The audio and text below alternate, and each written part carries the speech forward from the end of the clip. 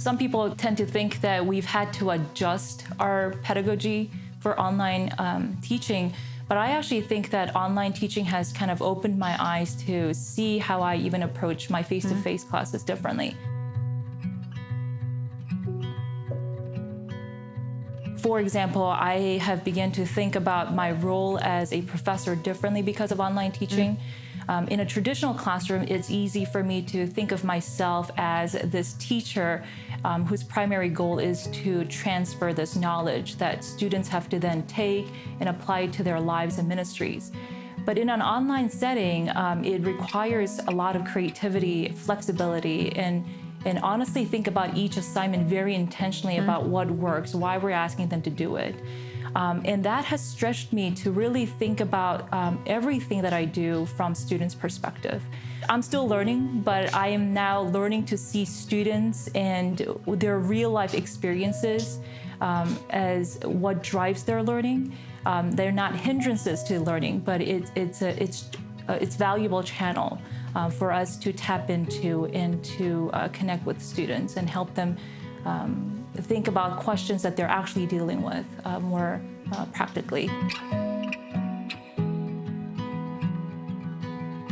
I think what's great is that we require students to have a live audience, and we would want them to actually have 10 or more people actually, but we know that some students move to a new state and they are not plugged into a church yet, they're looking for a community.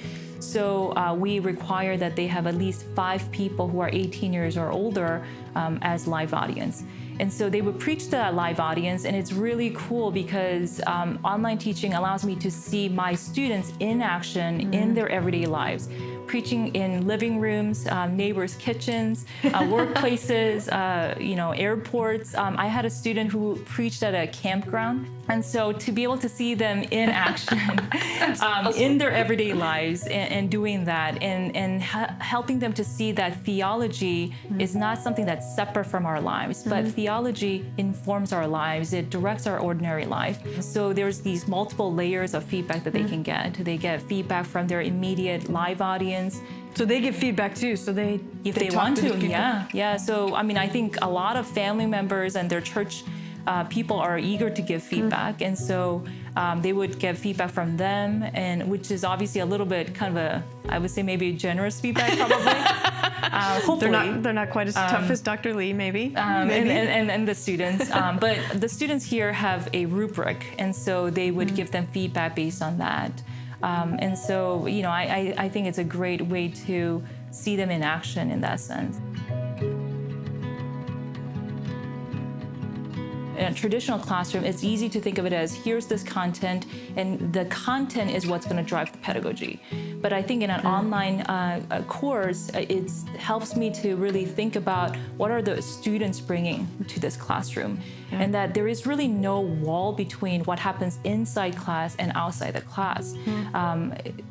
I want students to bring their honest questions, their doubts, their curiosities, things that they struggled in their ministries that week to class. And I think that's when they become most excited and enthusiastic as learners.